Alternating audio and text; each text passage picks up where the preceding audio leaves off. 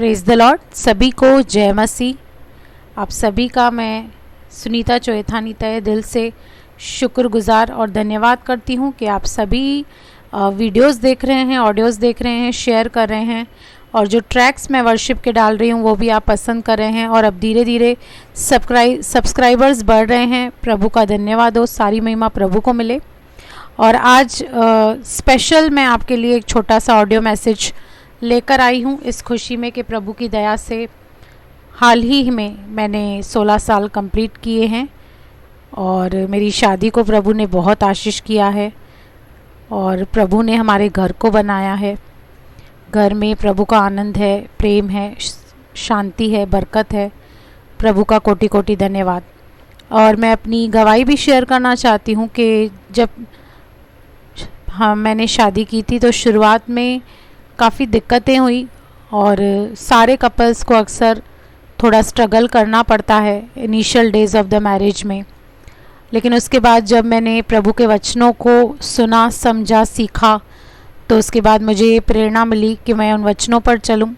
और जैसे ही मैं उन वचनों पर मैंने चलने की कोशिश की, प्रभु ने मेरे घर को बनाया, घर को आशीष किया और आज हम हस्बैंड वाइफ बहुत ही खुशी से, शांति से, प्यार से रहते हैं और बहुत सारे हम डिस्कशंस करते हैं अलग अलग टॉपिक्स पे, बिब्लिकल टॉपिक्स पे, फ्रेंड्स की तरह रहते हैं।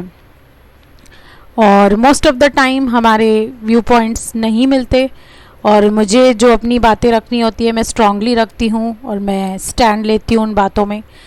तो भी उस रेस्पेक्ट को बरकरार रखते हुए, उस प्यार को बरकरार रखते हुए हम एक मन रहते हैं। भले ही बहुत बार हमारे आपसी सहमति नहीं होती या मतभेद होते रहते हैं। और एक मन का वैसे होने का मतलब ये नहीं है कि जो आपको पसंद है वो आपके पार्टनर को पसंद हो। एक मन होने का मतलब आप दोनों कितने भी विभिन्न क्यों न हो, पर फिर भी अगर जो उसके बावजूद भी, उस मतभेदों के बावजूद भी आपके बीच में प्रेम है, आपके बीच में वो एकता है, रेस्पेक्ट है एक दूसरे के लिए, तो आप बिल्कुल आशीषित हो सकते हैं। हालेलुया। और प्रभु का धन्यवाद हो कि झगड़ा क्या होता है पता ही नहीं, कब लास्ट झगड़ा हुआ था ऐसे लगता है कभी हुआ ही नहीं। तो प्रभु ने हमारे घर को बनाया है, मैं सारी महिमा प्रभु को देती हूँ। आपके बीच में छोटा सा वचन मैं लेकर आती हूँ और जैसे कि हम शुरुआत में ही बाइबल के देखते हैं कि शादी है और पहला चमत्कार प्रभु यीशु मसीह ने शादी पे किया और प्रकाशित वाक्य जो बाइबल की आखिरी पुस्तक है उसमें भी एक शादी लिखी है मेमने और इसके कलीसिया की। तो हम समझ सकते हैं कि ये जो शादी की बात और टॉपिक है ये परमेश्वर के हृदय के कितना करीब है। परमेश्वर फैमिलीज़ को चाहता है, परमेश्वर कपल्स को चाहता है और परमेश्वर ने आदम की शादी कराई, पहली शादी परमेश्वर ने कराई। इस मनसा से ही कराई कि आदम का अकेला रहना अच्छा नहीं है, इसके लिए उसके एक सहायक के रूप में, एक हेल्पर के रूप में प्रभु ने दिया। वैसे ही मेरे अंदर बहुत सारी ऐसी पॉइंट्स हैं जो मेरे हस्बैंड के अंदर नहीं है, मेरे हस्बैंड के अंदर बहुत सारी स्ट्रॉन्ग पॉइंट्स हैं जो मेरे अंदर नहीं है। तो इस रीति से हम एक दूसरे को कॉम्प्लीमेंट भी करते हैं और प्रभु ने बहुत सारी बातों में इस रीति से भी हमें बैलेंस किया है। मैं प्रभु का धन्यवाद करती हूँ। छोटा सा वचन आपके बीच में रखना चाहूँगी, जैसे कि इफिसियों 5:22 कहता है, हे पत्नियों अपने अपने पति के ऐसे अधीन रहो जैसे प्रभु के। अब यहाँ पर वचन पत्नियों के लिए आ रहा है और उसको ये कहा जा रहा है कि आप अधीन रहो अपने हस्बैंड के। इस रीति से अधीन रहो कि जैसे आप प्रभु के अधीन हो, उसके अधीन नहीं। जब आप अपने एटीट्यूड को ऐसे रखेंगे, जब आप अपने नज़रिए को ऐसे रखेंगे तो आपको अधीन रहने में फिर दिक्कत नहीं होगी। और अधीनता का मतलब ऑब्वियसली गुलामी नहीं है, पैर की जूती नहीं है।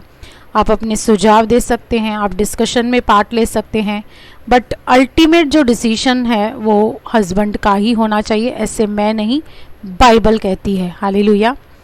और आगे भी लिखा है, क्योंकि पति पत्नी का सिर है जैसे कि मसीह कलीसिया का सिर है। यहाँ पर हस्बैंड और वाइफ के रिलेशन की तुलना मसीह और उसकी कलीसिया से की गई है। इससे बेस्ट कौन सी प्रभु उपमा हमें दे सकता था कि उसने इस हस्बैंड वाइफ के रिश्ते को, फैमिली को अपने आप और कलीसिया से पूर्ण रीति से कंपेयर किया है। 25 वचन कहता है, पतियों अपने अपने पति से प्रेम रखो, अपनी अपनी पत्नी से प्रेम रखो, जैसा मसीह ने भी कलीसिया से प्रेम करके अपने आप को उसके लिए दे दिया। और मुझे ऐसा लगता है कि अधीन रहना ज़्यादा इजी है, लेकिन अपने आप को मसीह के समान देना थोड़ा सा डिफ़िकल्ट है। यहाँ पर पतियों को ये हिदायत दी गई है कि आप अपनी पत्नी से इस रीति से प्रेम करो जैसे मसीह यीशु ने कलीसिया से प्रेम किया। और आप जानते हैं कि मसीह यीशु ने कलीसिया से किस रीति से प्रेम किया, अपने खून का एक एक कतरा दे दिया, एक कंप्लीट सेक्रीफाइस बलिदान दिया। उस रीति से प्रेम करना मुझे लगता है अधीन रहने से ज़्यादा वो डिफ़िकल्ट है, तो हम फ़ायदे में ही हैं एनीवेज। तो ये बातें कुछ आपको समझनी होगी। जब ये बात आप समझ के चलोगे, क्योंकि विवाह सब में आदर की बात मानी जाए, परमेश्वर इस चीज़ को बहुत आदर देता है। और परमेश्वर मलाकी में 2 में लिखता है, आप अगर जो 14 से पढ़ेंगे, कि परमेश्वर स्त्री त्याग से घृणा करता है, गॉड हेट्स डाइवोर्स। और कोई भी कलीसिया एक फैमिलीज से बनती है, और फैमिलीज जब हस्बैंड और वाइफ कपल्स स्ट्रांग होते हैं तो कलीसिया भी स्ट्रांग होती है। जहाँ पर कपल्स या फैमिली स्ट्रांग नहीं है, वहाँ पे कलीसिया भी स्ट्रांग हो नहीं सकती। और शैतान का सबसे बड़ा आज टारगेट है कि पति पत्नी को अलग करना या उनके बीच में किसी तीसरे को लाना और उनकी फैमिली को तोड़ना। तो हम शैतान की युक्तियों से अनजान नहीं हैं।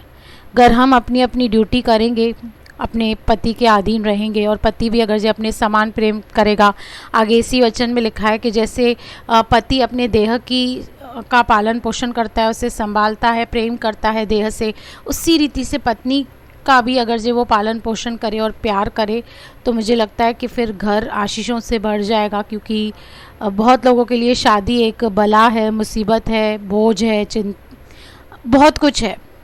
लेकिन मेरा एक्सपीरियंस कुछ अलग है कि मैं तो शादी के बाद में काफ़ी मैच्योर्ड हुई, काफ़ी कुछ सीखने को मिला, और अब भी सीख रही हूँ, आगे भी सीखती रहूँगी। तो प्रभु का धन्यवाद कि मेरी मैरिड लाइफ बहुत अच्छी है। हम दोनों पति पत्नी मिलकर प्रभु की सेवा करते हैं। उनका एक अलग सेवा करने का उनका एक अलग मुकाम है, मेरा एक अलग मैं लेवल पे करती हूँ, और दोनों ही मिलकर हम प्रभु के राज्य को बढ़ा रहे हैं। इसलिए सारी महिमा मैं प्रभु को देती हूँ। आप मेरे लिए भी दुआ करें, मेरी फैमिली के लिए दुआ करें। प्रभु आपको बहुत आशीष करे। मेरे चैनल को आप लाइक करना, सब्सक्राइब करना ना भूलें, और कमेंट्स ज़रूर दें। आपकी कमेंट्स से मुझे बहुत ज़्यादा इंकरेजमेंट मिलती है। God bless you. Amen, amen.